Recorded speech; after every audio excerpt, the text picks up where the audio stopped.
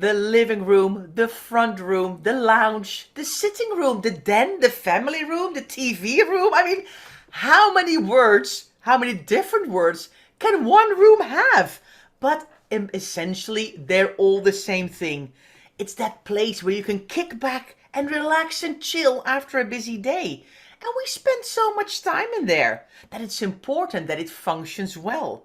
But it sometimes can become a catch all for a lot of random bits and bobs. So, in today's podcast, we are chatting through the 10 things you can declutter from your living room.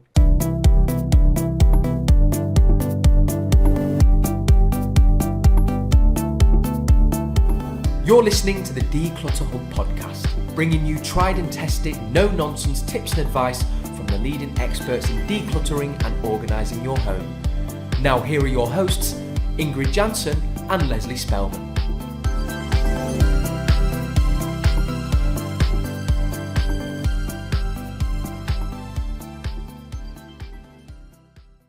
Hello and welcome, listeners. I'm Ingrid. And I'm Leslie. If you are a brand new listener, thank you so much for being here. We really appreciate you. And if you've been with us for a while, thanks for tuning in again. It's so fab to have you back listening into our weekly shenanigans on this podcast. And we are loving today's topic because we are talking about the 10 things you can declutter from your living room. And we love it, Leslie. We've really found some random stuff, haven't we?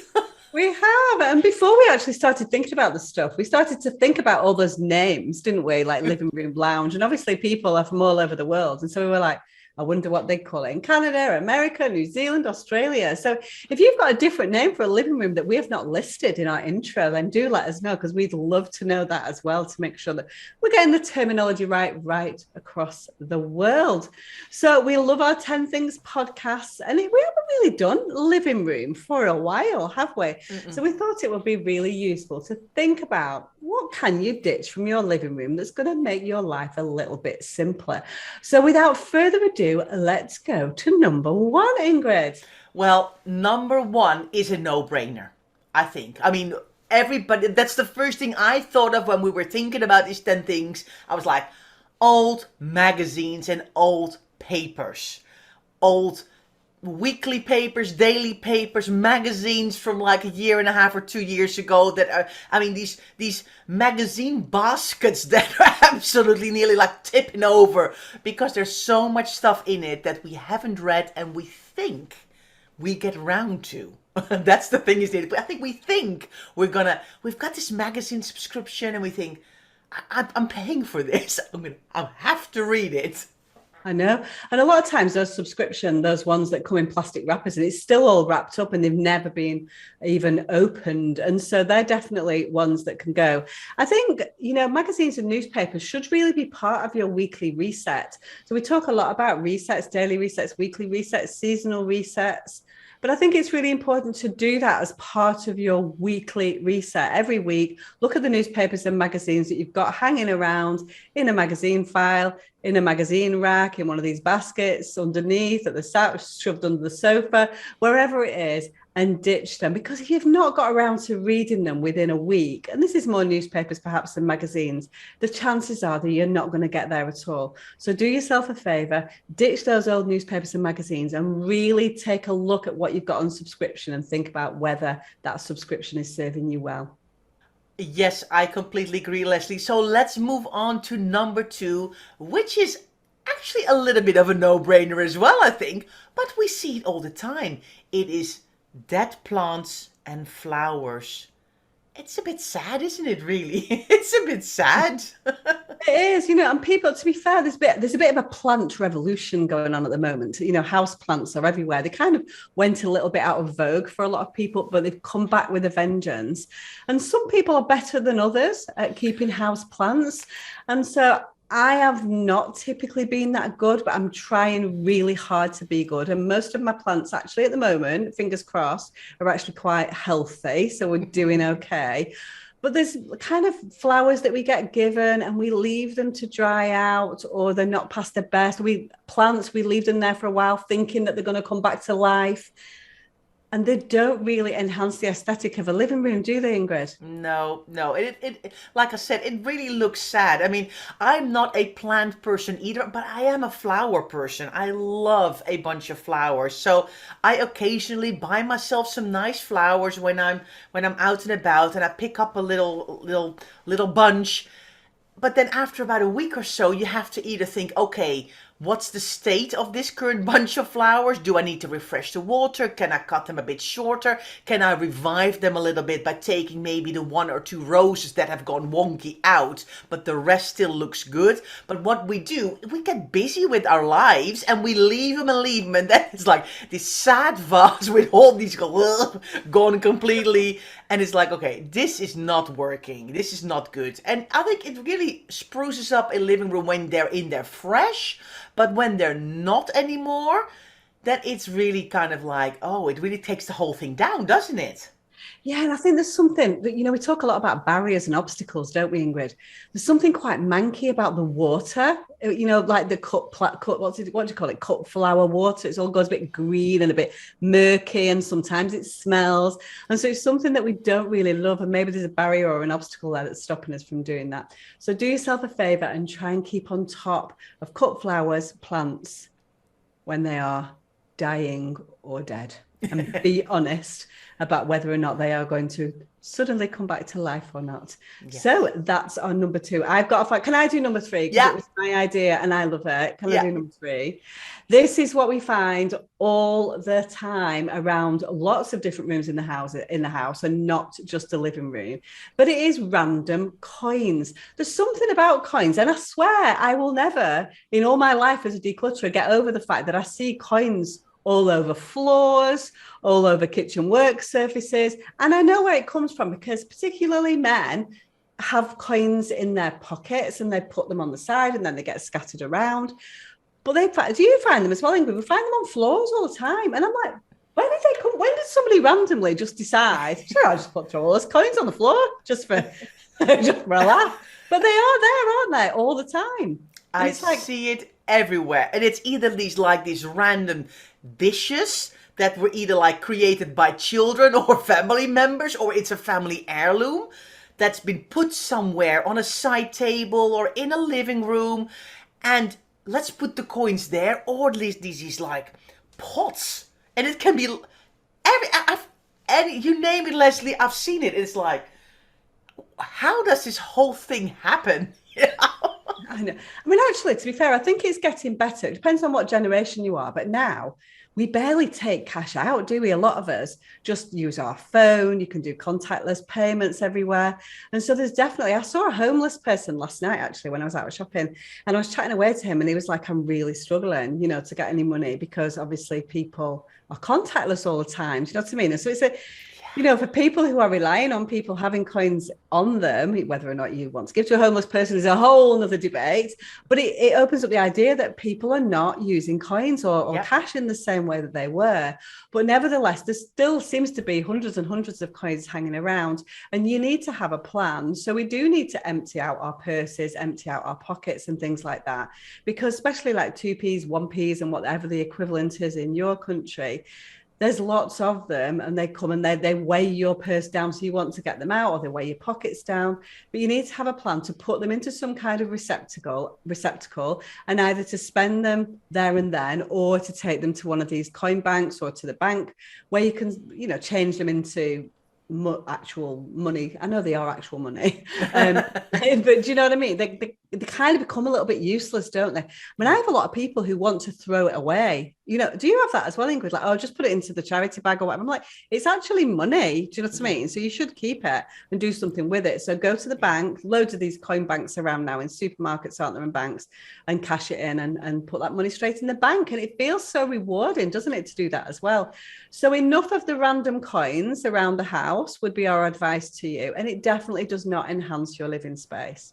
That is definitely for sure, because and sometimes, Leslie, actually, you were talking about it, I was like, yeah, and sometimes there's even other currencies as well. So from like this trip, and you come back from holiday or for a weekend away, and it gets put down and it doesn't get put away anywhere. So if you're suddenly thinking, I'm seeing a pattern of other types of coins from countries that I visited, maybe put them in a separate little plastic bag or something, so you can actually keep them for another trip instead of them kind of being out there in your house and not being spent. Because in the end, money is there to actually, I think, spend and not be in a pile somewhere. So yes, random points.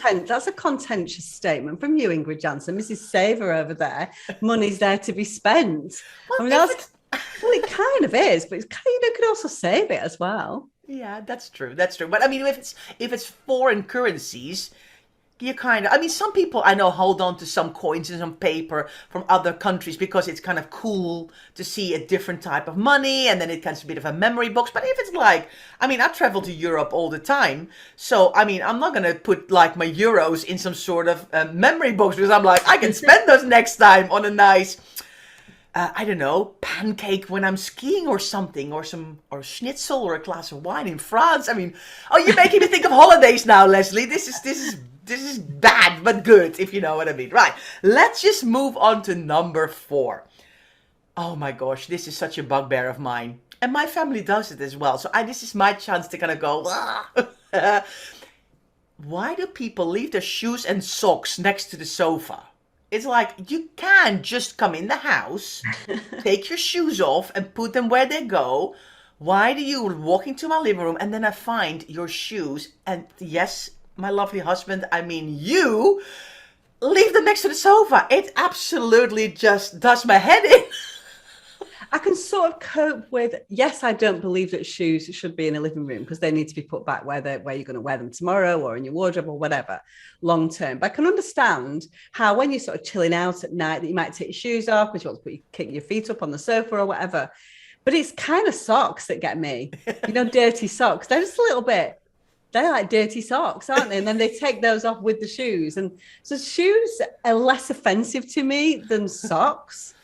What do you think? Do you know what I mean? I know. Our listeners must think like we're like the worst people in the world to live with, Leslie. I know. It's like, do you really have a husband and kids? Is that like, does anybody want to live with you in your house? Exactly.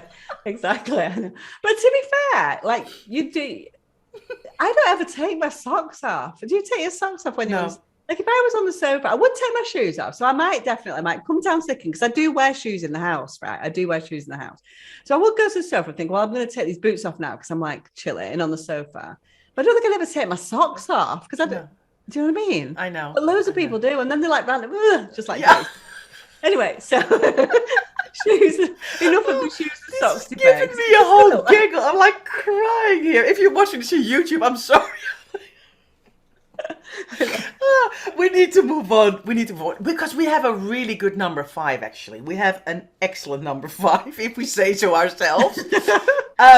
We were thinking, because I was like, okay, what do we find in living rooms? We find remote controls of equipment that no longer exists. It's like, what is this remote control for? And people are like, I've got absolutely no idea. I don't even recognize this house is in my house. Or you then said, Leslie. That's my idea. That's my cue. I actually said, it's not just a remote control, it's actually the equipment. So you might have a remote control that's attached to, say, a DVD player. But sometimes it's time to evaluate the actual DVD player, video player, Blu-ray player, whatever you've got, and think, am I just watching Netflix here and never ever using a DVD player? Have I actually ditched my DVDs, which a lot of people have, and I'm just keeping the DVD player just in case? Do I actually need that equipment at all? Which might be a little bit contentious. So we're saying evaluate that electrical equipment and see whether you are still using it. That's one thing where life has got a little bit simpler in terms of the technology and the equipment that we need, because everything just comes through the internet for the most part now. Now, if you're still watching DVDs, obviously it's not time to get rid of your DVD player, but it's just about realism and it's about evaluating what you do and seeing whether or not some of that could go.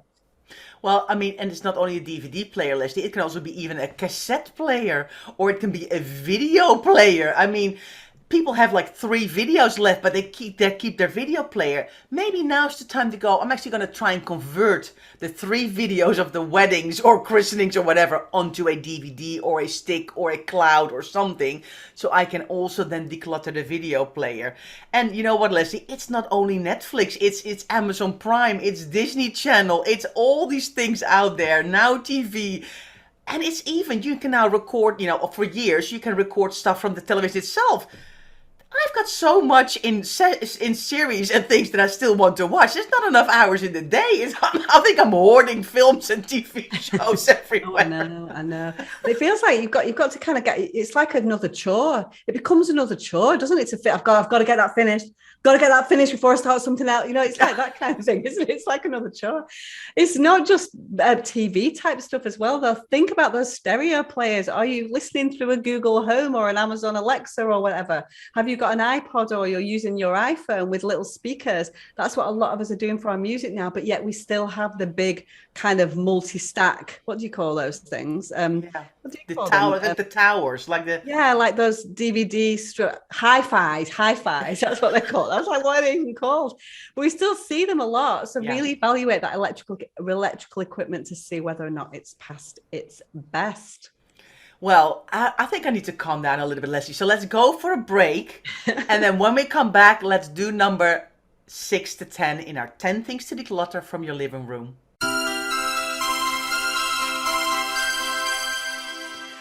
Just a short break to let you know how you can kickstart your decluttering for just $1. Yes, we've opened up a 14-day trial to our membership with an Access All Areas pass. All the info you need is at members.declutterhub.com/trial. Hi everyone, welcome back for your 10 things to declutter from your living room. I think I've calmed down now. I was getting a little bit hysterical before the break, Leslie. I was laughing so hard I just couldn't breathe, I think. Anyway, we are back to talk about number 6, which is knackered cushions. And for everybody who doesn't know, I'm laughing again because actually I've put in there knackered cushions, and you do know that knackered is kind of like swearing. Really? I thought it just means like kind of bit falling apart. That's what knackered means, doesn't it? I think it might be on the cusp of acceptable. Oh, okay. All right. It's acceptable to me, and I'm like, we're trying really hard not to swear on this podcast, so... Just say it, it's fine. Everyone knows what you mean. I feel like it might be a British thing as well, knackered. I'm not sure. I've heard that in other parts of the world. But anyway, carry on talking about knackered cushions, Ingrid, because it just makes me laugh. Yes, so anyway, knackered cushions are the things you find on sofas and in chairs that are kind of looking past their best.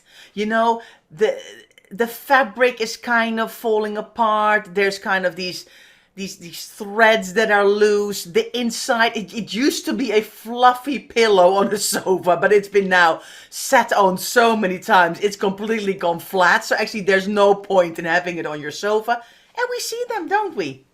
Yeah, there's nothing better to refresh your living room than some new cushions, because they really do help.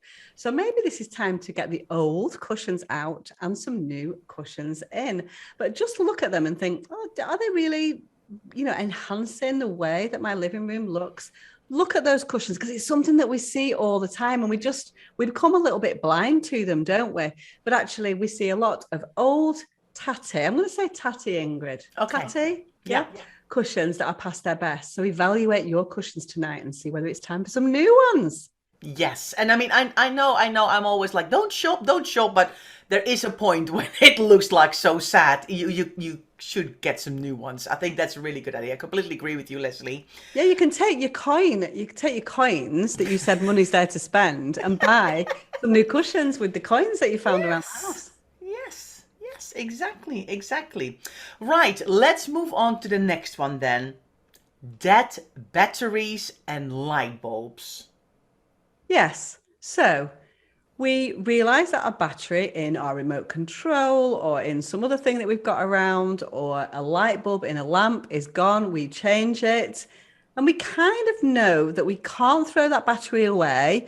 into the normal rubbish. We can't throw that light bulb away into the normal rubbish because it needs to be recycled in an appropriate way. So it can't just go straight in the bin. So it goes in a kind of temporary holding place to remind us that we need to do something with it. So we find a lot of batteries, and increasingly now that light bulbs have changed and you can't recycle light bulbs in the same way that you used to be able to, hanging around your living room. Yes. The coffee table, the drawer. You just have to open the drawer in the coffee table and there they are. There they are. Kind of like, oh yeah, let me just quickly tidy this up and put it away there and I'll come around to it. And then it's out of sight, out of mind, and it's stuck in there. And then you get the age old, was that a new one? Or was, Exactly. or was it an old one? And now you've got a problem because now you've given yourself an extra job by trying to figure this out. And of course, in the past, you could just shake the light bulb next to your head and go, that's broken. So I know I need to recycle it.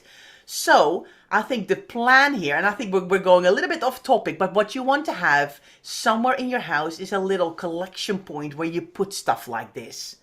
It can be an old jam jar which has a label or a sticker or a marked with a marker on it, old batteries. So you've got a place to put them in. And instead of putting them down when you swap a battery out, you immediately put it away. But the problem is, if there's no place for that stuff to live until it actually goes to the recycling center, that's when they get put down somewhere. And we find them everywhere. Where's your dead battery holding point, Ingrid? I've got a little cupboard next to my kitchen where my cleaning products live and my vases live and my ironing board lives and some extra cleaning products. That's where I have a container for old batteries, old light bulbs, small electricals. I put old makeup in there because you can now recycle old makeup pots, that kind of stuff. So I've got a little holder where I can put these things in. And then every once in a while when I go to the recycling center, I'm going to go, okay, right. I also need to think about that little holder with all those little bits and bobs. How about you? Mine's in my kitchen drawer, so it's kind of what a lot of people would consider to be a junk drawer, but it's not a junk drawer. It's a drawer of useful things, which is what we call it. So it's got, I've got all little random things in there, a few pens, a little bit of medication that we use every day, just stuff. There's not loads and loads of stuff in there, but just a little place to keep those things that you need every now and again. So my battery holder is in my battery. I've got a little piece of Tupperware, just a little Tupperware pot that I put them all in. It's a little bit overflowing now. So you're reminding me that's a job for this weekend. It's kind of like spilling into the drawer of useful things. And so it might become a kind of junk drawer of old batteries. And so it's time to take action. So you've reminded me.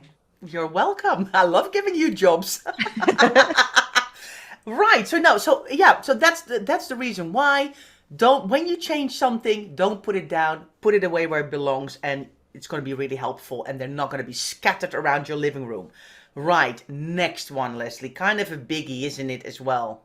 Yes, it is. So this is our number 8, and it's random paperwork. If there's one thing that's everywhere in a living room, it's paperwork. So it's bills that you've opened, the envelopes that go along with that. It's letters from school. It's things that you've scribbled shopping lists on and to-do lists and all that kind of stuff. I mean, the list is endless. You know what random paperwork is when we talk to you about it, but the living room is typically not the place for it unless that's your designated holding area. So the thing is about living rooms, and that's why it's quite difficult sometimes for us to talk about living rooms, is that everyone's living room and what is contained in a living room is very, very different. So some people have got stationery in there, board games in there, all toys in there. Some people, it depends on the makeup of your living room. Some people have got multiple living rooms.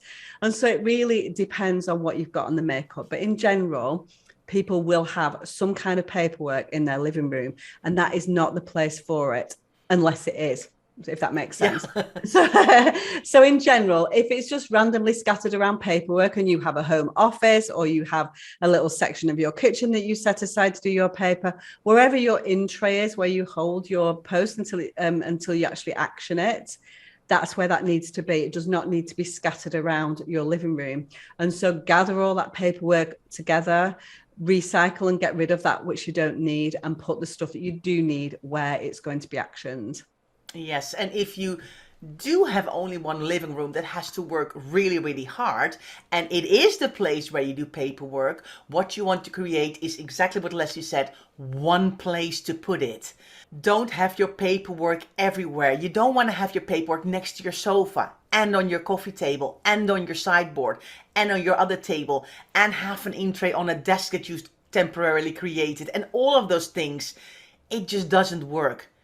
If your paperwork has to be in your living room, design one place where it goes and where you tackle it, so it doesn't, because otherwise it seems to get legs and go everywhere, and then you start to lose stuff. So if you do have a living room that needs to cover paperwork, one place is really important. Okay, Ingrid. So we are on to number 9, and this is quite an interesting one because it is something that we neglect to see or we stop seeing after a while. So quite often we have a mantelpiece if we've got a fireplace, so we have the mantle that's over there, or it might be also a windowsill or something like that, something where you can put things on, where we typically put trinkets and photograph frames and candles and all of those kind of things. Now, sometimes they can be the easiest places to declutter because we've looked at these things for a long time and we've kind of fallen out of love with them. And so sometimes you can look at a mantelpiece or you can look at a windowsill and think, actually, I don't like that anymore. Sometimes they contain exactly the types of things that we've been talking about: batteries, light bulbs, dead plants, all of those random paperwork. But look at your mantelpiece and see whether there's anything on there that you can declutter. If you've got trinkets, if you've got old photographs, if you've got school photographs in cardboard frames or photographs that people have handed to you and now they're kind of frayed at the edges and the edges are kind of curled in, is it time to declutter those from your mantelpiece to make your mantelpiece look nicer? Less is more when it comes to a mantelpiece or to a windowsill. So clear that clutter. So it's an easy one to do, but it's one that we often neglect, isn't it, Ingrid? Yes, yes, and there's another thing, Leslie, that we find on mantelpieces that need to be looked at, and that is birthday cards. And I'm like, oh, so I go to a client, I'm like, oh, whose birthday was it? Oh, no, these are the cards from 4 months ago. And I'm like, okay, we're gonna need to have a look at this and see which ones are important enough. Do they need to all be recycled? We've looked at them for 4 months. Can they all be recycled? Or are there maybe 1 or 2 special ones with a very special message that we want to keep, but they then need to go into a memory box?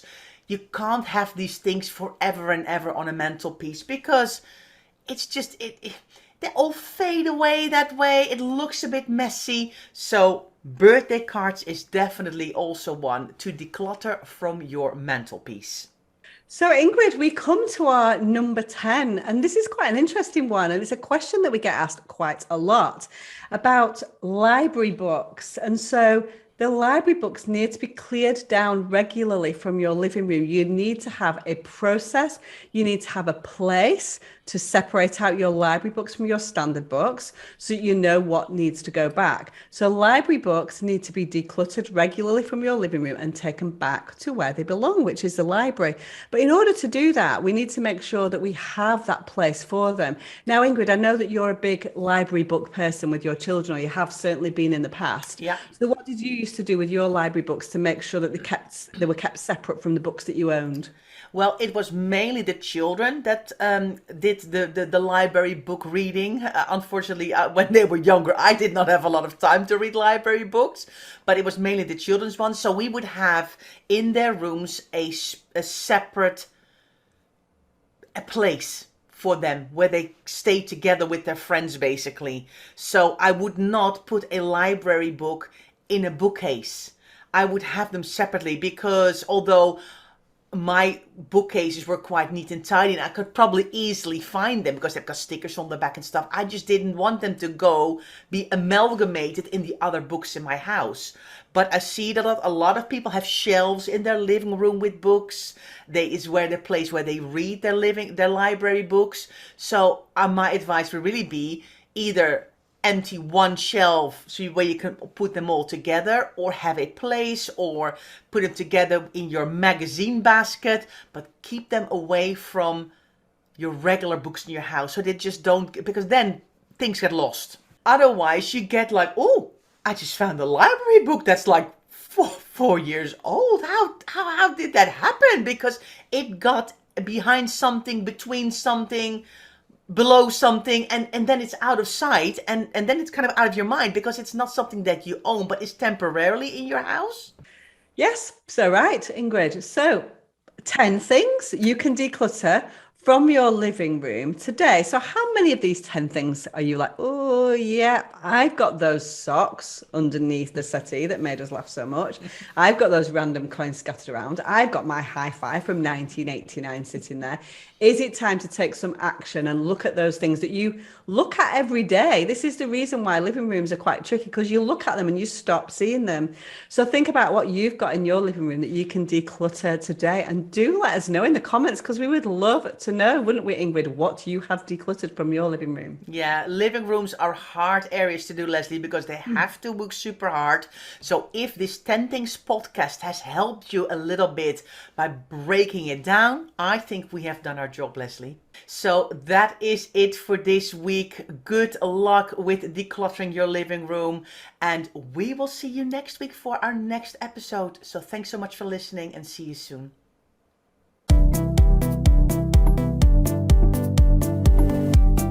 Thanks so much for listening to the Declutter Hub podcast. Don't forget to subscribe to us in your podcast player so you don't miss an episode, and we'll see you next week.